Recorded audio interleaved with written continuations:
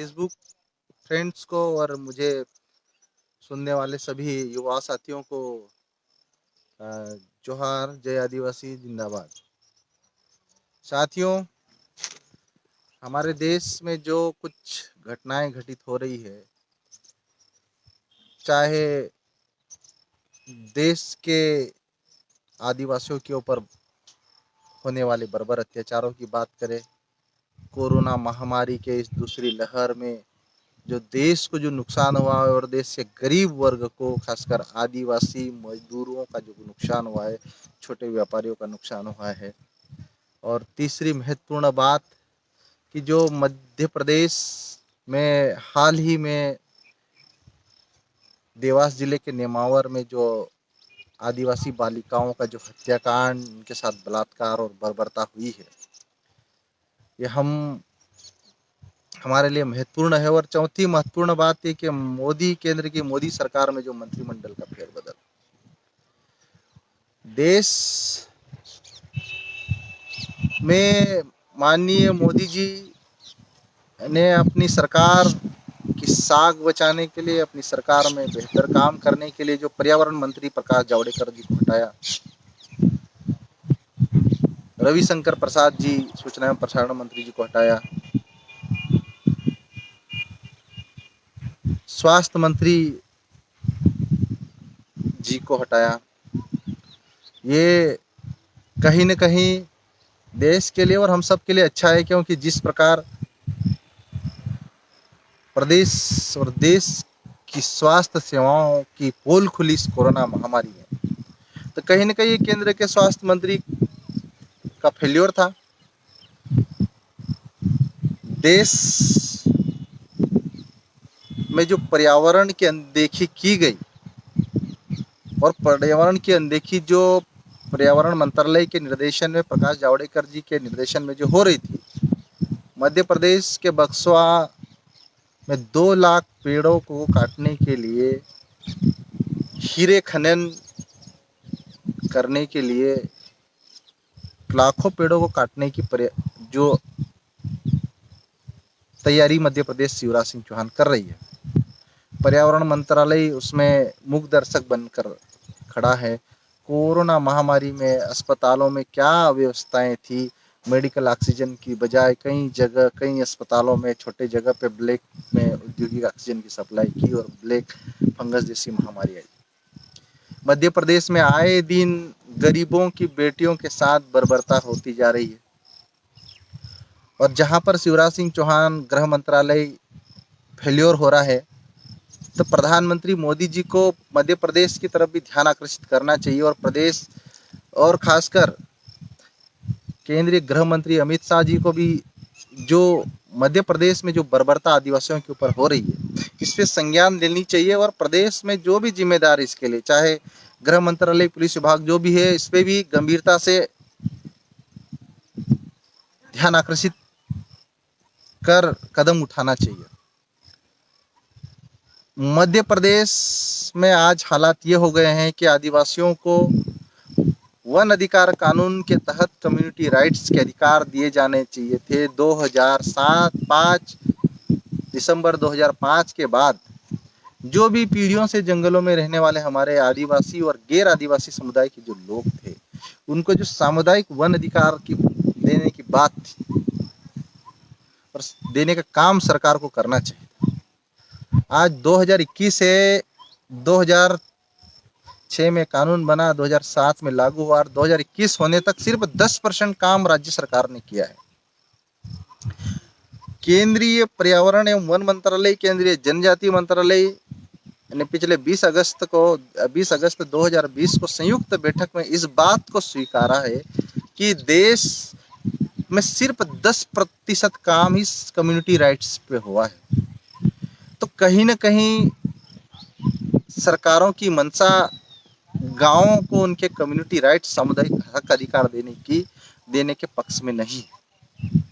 आज बड़ी बड़ी कंपनियां, बड़े बड़े उद्योग गांव की जमीनों को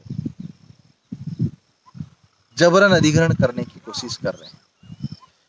कानून बना, कानून कहता है कि गांव में रहने वाले या जंगल में रहने वाले लोगों को ही उनको सामुदायिक वनाधिकार देना चाहिए। लेकिन जिस प्रकार ग्राम स्तर पर, ग्रामीण इलाकों में और खासकर आदिवासी ग्रामीण इलाकों में संविधान की धज्जियां उड़ाकर आदिवासी अनुसूचित क्षेत्रों में, शेड्यूल एरिया में वहाँ की जमीनों को बड़ी बड़ी उद्योग, बड़ी बड़ी कंपनियां अधिग्रहित कर रही है, चिंता का विषय है, ये दुख का विषय है। देश में आदिवासी समाज को नया नेतृत्व चाहिए, युवा नेतृत्व चाहिए, उसके हम हमेशा से पक्षधर रहे हैं। और नए युवाओं को राजनीति में जाकर अपने हक अधिकार की लड़ाई संसद में लड़ना चाहिए, इसके हम हमेशा से पक्षधर रहेंगे। आज आदिवासियों के 5वीं अनुसूची के प्रावधानों को राज्य सरकारें लागू नहीं कर पाई। आदिवासियों के जल जंगल जमीन पर अधिकार देने के लिए फॉरेस्ट राइट एक्ट के तहत उनको कम्युनिटी राइट्स और व्यक्तिगत पट्टे नहीं दे पाई। आदिवासियों की रूढ़ियों, परंपराओं और उनके भाषाओं, उनकी बोलियों को संरक्षित करने के लिए संसद ने 1996 में पेशा कानून बनाया। लेकिन मध्य प्रदेश, छत्तीसगढ़ जैसे आदिवासी बहुल्य राज्यों में अभी सरकारें सिर्फ पेशा कानून के नियम बनाने पर सिर्फ कार्रवाई कर रही है।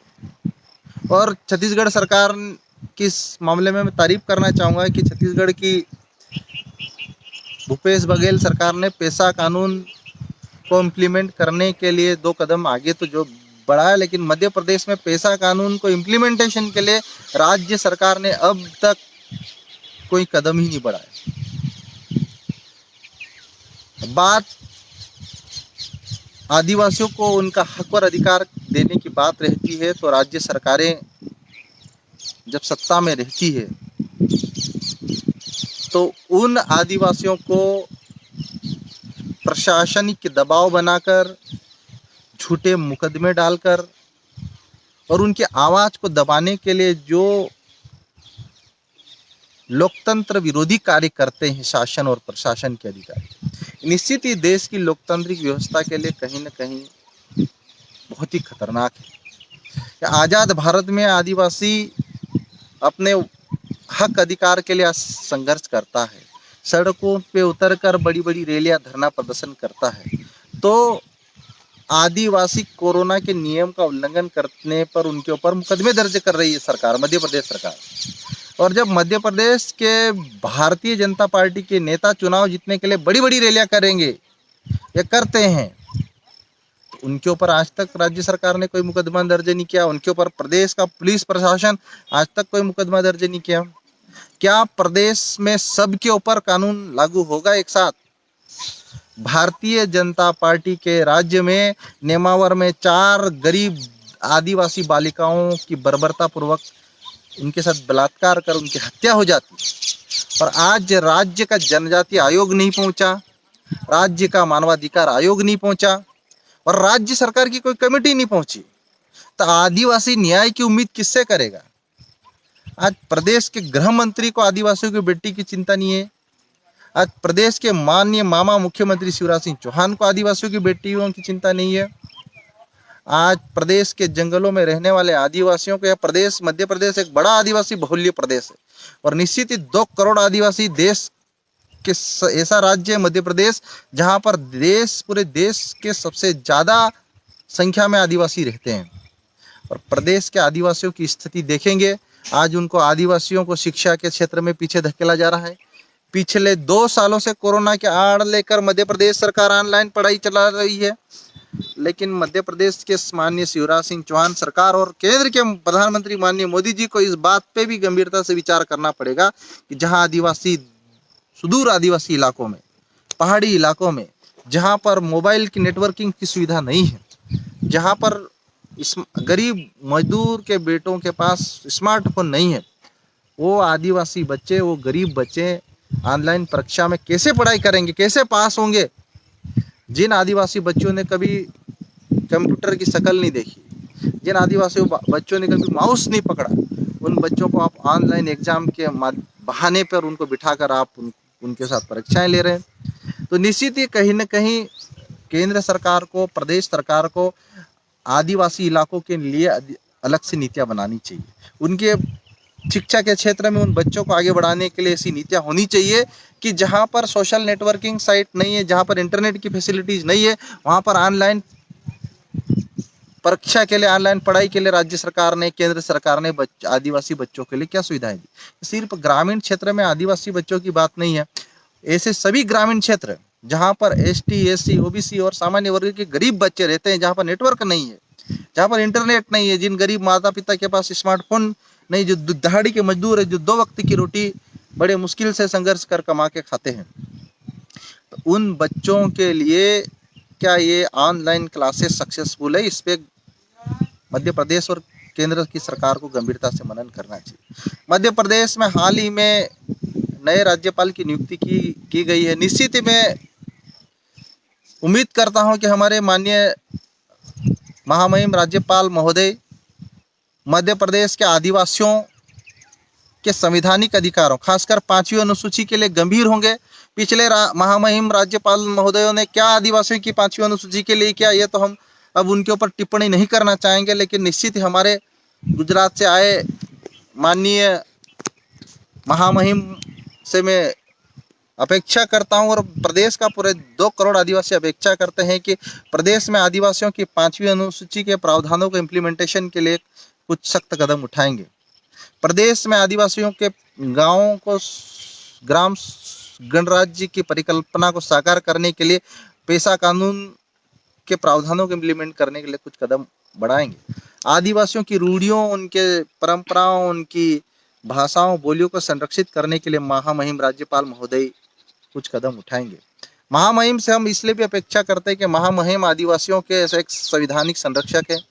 हमारे महामहिम राष्ट्रपति जी रामनाथ कोविंद जी भले ही अपने भाषणों में शेड्यूल 5 का जिक्र करते हैं, लेकिन महामहिम राष्ट्रपति ने शेड्यूल 5 के 10 राज्यों में शेड्यूल 5 के इम्प्लीमेंटेशन को लेकर कितनी बार राज्य सरकारों को नोटिफाई किया, कितनी बार राज्य सरकारों से रिपोर्ट मांगी है, कितनी बार अपने राज्यपाल महोदयों से इस बात पर चर्चा करी, ये भी एक गंभीर विषय है। विधानसभा, लोकसभा के सत्र होते हैं, लिखित में भाषणों में बड़ी बड़ी बातें हो जाती है गाँव के विकास के लिए। आज ग्रामीण क्षेत्रों की जो भौगोलिक संरचना है, वहाँ पर सड़कों की बड़ी समस्या है, बिजली की बड़ी समस्या है, वहाँ पे स्वच्छ पानी की बड़ी समस्या है, स्वास्थ्य की बड़ी समस्या है, कुपोषण जैसे गंभीर स्थिति है, और रोजगार के लिए पलायन करते हमारे गांव के युवा। आज बेरोजगारी भी एक गंभीर समस्या बन गई है। पिछले 2 सालों में कोरोना महामारी में जब हजारों की संख्या में बड़े बड़े उद्योग, हजारों की संख्या में युवा बेरोजगार हुए, केंद्र सरकार, राज्य सरकार सिर्फ बेरोजगार भत्ता, बेरोजगार की बात कर रही है, लेकिन बेरोजगार युवाओं को रोजगार देने के जो नए अवसर देना चाहिए थे इस महामारी में, मनरेगा जैसी योजना में, जहां पर ग्राम स्तर पे उनको ग्रामीण वासियों को काम देना चाहिए था, आज उस योजना में भी इतना बड़ा भ्रष्टाचार हो चुका है कि गांव के व्यक्तियों को, बेरोजगारों को रोजगार नहीं के बराबर मिल रहा है, काम कर रहे हैं, उनको पैसा नहीं मिल रहा है। ये बड़ी समस्या है। प्रधानमंत्री आवास योजना में 2011 में पता नहीं कौन सा ऐसा सर्वे किया कि एक गांव में 10, 15, 20 गांव से ज़्यादा घरों को चयनित नहीं किया। आवास प्लस योजना में सरकार बोल रही कि हम घर देने हैं, नए घर आने वाले हैं। प्रधानमंत्री जी का मिशन है कि 2023 तक सबके घर पक्के बनाएंगे, लेकिन आज भी ग्रामीण क्षेत्रों में 90% घर कच्चे हैं, उनके कवेलू टूट चुके हैं, पानी चारों तरफ से। लेकिन जब ग्राम स्तर पे काम करने वाली संस्थाएं, पंचायत के सरपंच, सचिव और जो भी जिम्मेदार हैं, जब तक ग्राम स्तर पे काम नहीं करेंगे तो सही रिपोर्ट राज्य सरकार और केंद्र सरकार को नहीं जाएगी। प्रधानमंत्री सड़क योजना में एक ऐसी योजना दी कि गाँव को जोड़ने की योजना में अटल बिहारी वाजपेयी जी का धन्यवाद देता हूँ कि कम से कम इस योजना का आपने शुरुआत करी। लेकिन प्रधानमंत्री ग्राम सड़क योजना में गांव को एक सिरे से दूसरे सिरे तक जोड़ दिया जा रहा है, जबकि ये सरकार को भली भांति इस बात से जानती थी कि गांव की संरचनाएं, उनका निर्माण कई मोहल्लों से निर्माण होकर बनता है। एक सिरे से दूसरे सिरे तक गांव को जोड़ दिया, गांव में 7 से 8 मोहल्ले उनको खाली छोड़ दिया। आज भी ग्रामीण क्षेत्रों में 24 घंटे की लाइट नहीं है। 24 घंटे की लाइट आदि छोड़कर ठेकेदार भाग गए। राज्य सरकार हर महीने हर 2 महीने हजारों करोड़ों का कर्ज ले रही है और प्रदेश की सरकार चला रही है। माननीय मामा शिवराज सिंह चौहान जी, आप हर 2 महीने में 4 महीने में हजारों करोड़ रुपए का कर्ज तो ले रहे हैं, लेकिन जो आदिवासी विकास के लिए जो ट्राइबल सब प्लान के तहत आर्टिकल 275 के तहत जो पैसा आ रहा है, वो पिछले 2 सालों से आपने क्यों रोक रखा है? आदिवासियों का पैसा मध्य प्रदेश सरकार अन्य कार्यों में बड़ी ही चालाकी से खर्च कर रही है। आदिवासियों का पक्ष कोई दमदारी से रखने वाला है नहीं। हमारे आदिवासी विधायक आदिवासियों के लिए आने वाले उप योजना के पैसे के लिए गंभीर नहीं, उसका फायदा बड़ी ही चालाकी से बड़े बड़े ब्यूरोक्रेसी में बैठे अधिकारी उठा रहे हैं। 2 साल से जनजाति मत का पैसा आदिवासी इलाकों में मध्य प्रदेश सरकार ने नहीं दिया।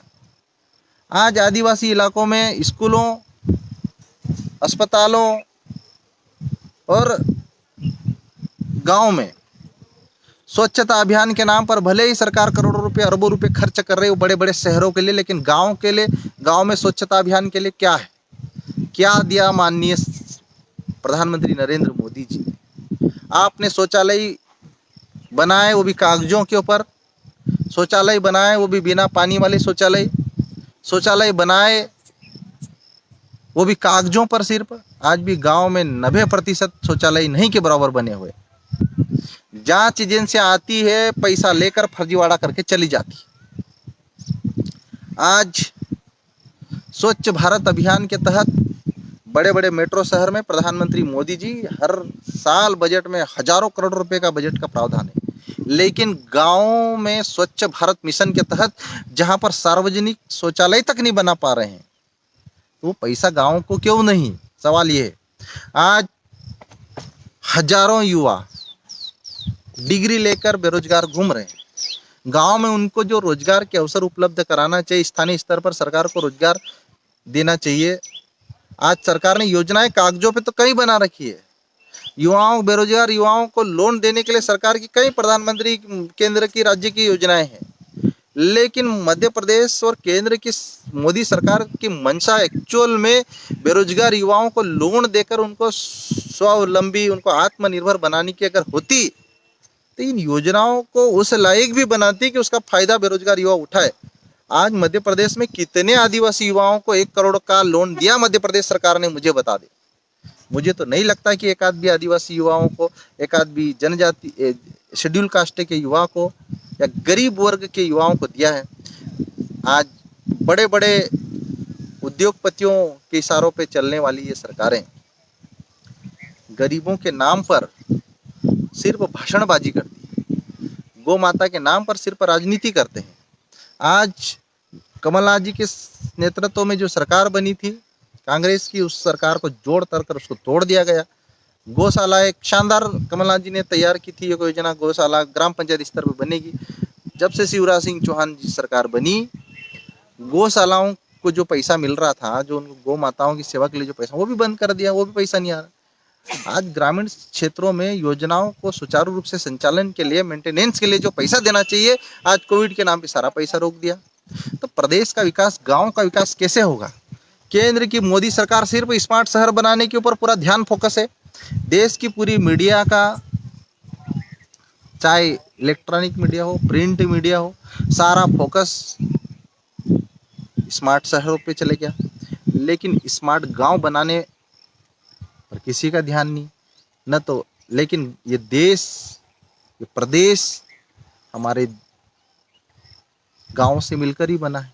75% आबादी हमारे देश में ग्रामीण क्षेत्रों की है। ग्रामीण क्षेत्र आज भी शिक्षा, स्वास्थ्य जैसी बुनियादी सुविधाओं के लिए संघर्ष कर रहा है। परिवहन के लिए आज दर दर भटकने के लिए मजबूर है। रोजगार के लिए एक राज्य से दूसरे राज्य तक जाने के लिए मजबूर है। लेकिन इन गरीबों के लिए हमारी केंद्र सरकार, राज्य सरकार योजना क्यों नहीं बना रही? हमारा सवाल ये है। मैं इस social media, live social media के माध्यम से देश के युवाओं से यही कहना चाहता हूं कि बेरोजगार एक बड़ा गंभीर चुनौती है।